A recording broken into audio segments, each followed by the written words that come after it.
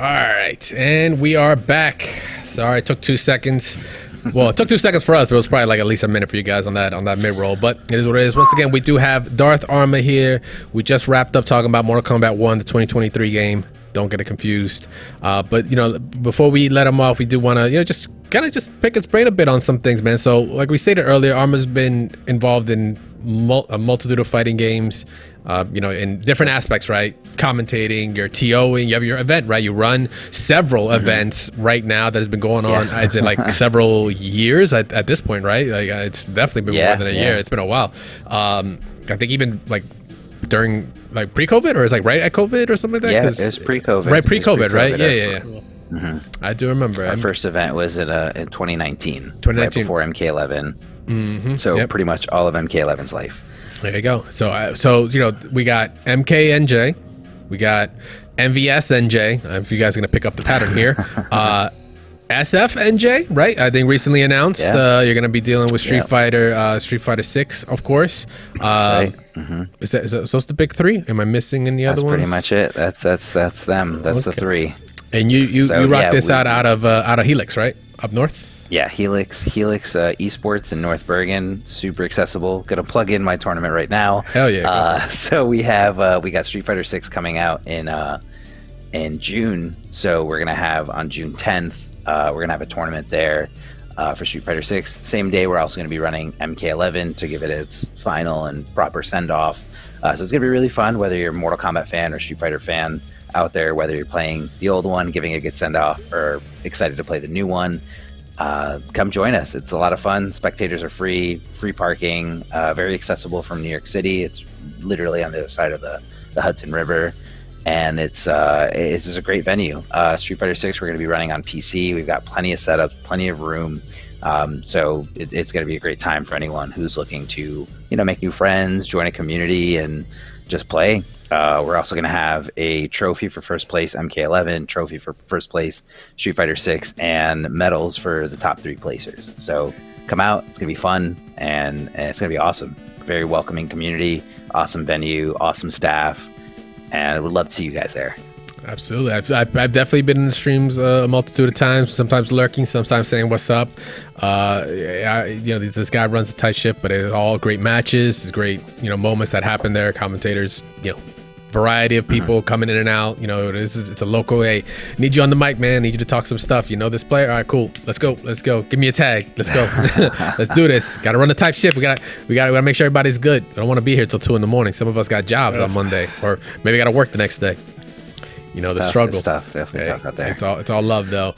But yeah. So of all the games, man, it's the one thing I wanted to also bring up to you. So you have been. And it's funny, so for even in my job, so I actually do like broadcast and production. It's my day job. I've been doing that for years now, and they talk about different aspects, different games they want to maybe get involved or invest time in production. And I remember I was being asked once when it came to MultiVersus, like, hey, do you think if we ran something, people would show up? And I go like, offline MultiVersus. I'm like, I could not for the life of me think of any other event other than yours where that is a thing.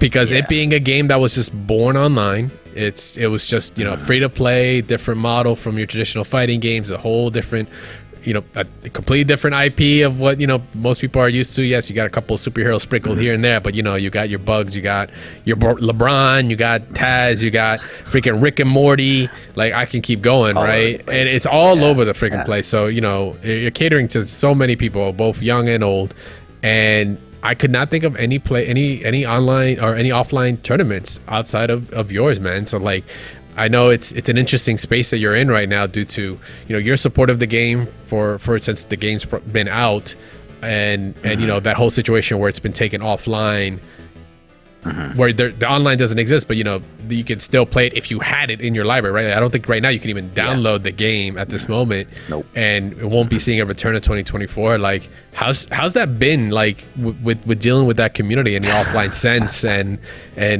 what are your plans for 2024 when it does come back?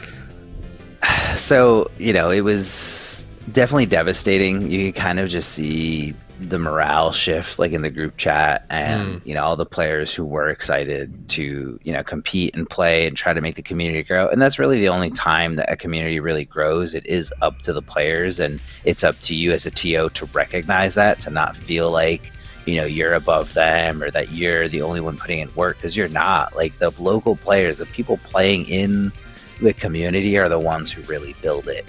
And, you know, when I first heard the announcement and first heard like, okay, you can still play, you know, I was still a little hopeful that people would want to keep playing. People would want to keep coming out and supporting. And it just kind of like slowly was like, no, I'm good.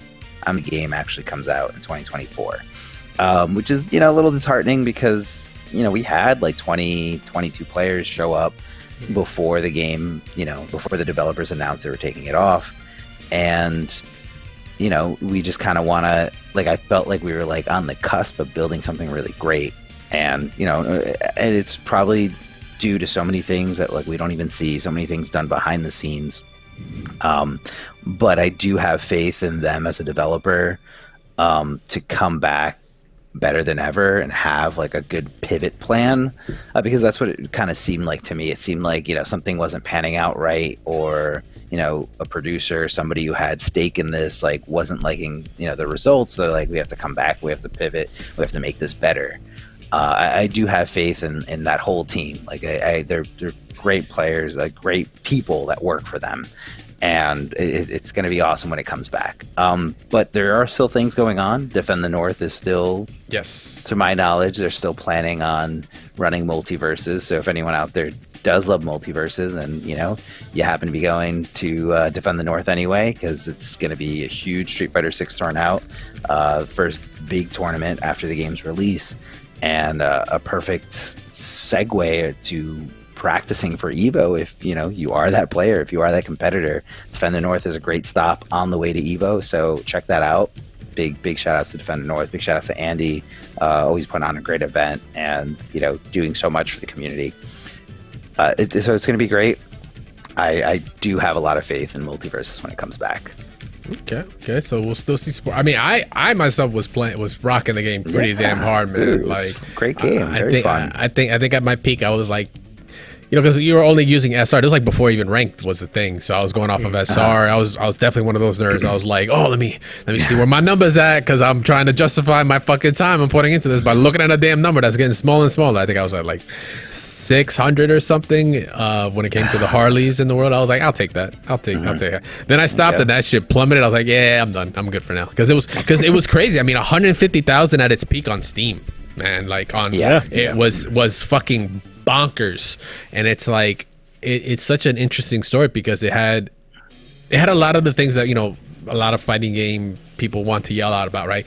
Go to this model, try this. If you only do it this way, I guarantee you the players will be there, the support will be there. But that didn't just pan out the way it did. But that's not just because of, like, say, one aspect. There's a variable of things that they've been identified, right? They were doing a lot of hot fixing, a lot of tweaking, you know, even something, I don't want to say as basic, but, you know, something as fundamental as like hitboxes, how they were built. They changed how those were registered, like months in, right? Like several patches in, actually, before we got something that was consistent, where some buttons were just way more broken or very deceiving looking than when they actually were.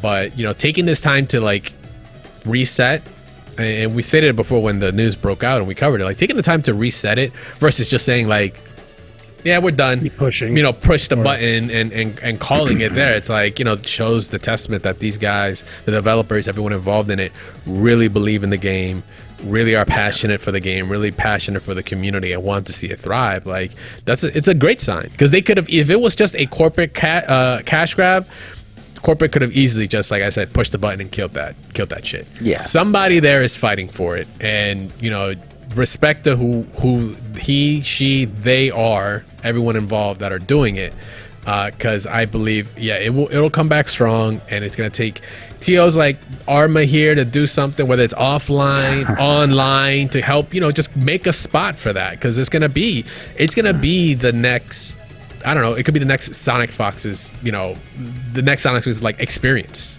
that player is going to then come and grow in and actually, you know, be involved with and become a great player. But you get, it has to start with people that are believing in the scenes and actually putting in the work that a lot of people just don't see, you know, 99% of the time, right? So, you know, I just want to say this whole speech just goes into Arma. Thank you, Arma, and your team and the homies that are making this happen. For real, we do appreciate you. Yeah, no, it's tough, but it's you know, it's a labor of love. You know, we love doing it. We love seeing the communities grow, and that's kind of why we want to, you know, dive into Street Fighter, just to kind of spread that love. For and sure.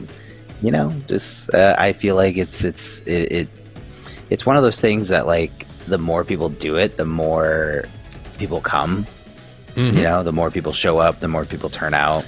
Yeah, because there's more to look forward to. There's more to train for. You know, if you just have like one tournament, you know, every now and then, people are like, you know, do I really care? But if you have several, it's like, I want to do good at this one. I want to do that one. I want to do good at this one. And it's just a kind of, it's just a way to spread the love for fighting games, which is already a tough thing to push. It's a very, very tough thing to push. Yeah, if you try to push fighting games on like someone who doesn't have ADHD, bro, it takes a special kind of psycho to love this stuff, guys. I'm telling you right now, from the experience in this call right now, is a special kind of psycho to be about this life. But yeah, guess what? We're out there, and we can sniff that stuff out like a truffle pig. We're like, yeah, you'd be into it. You should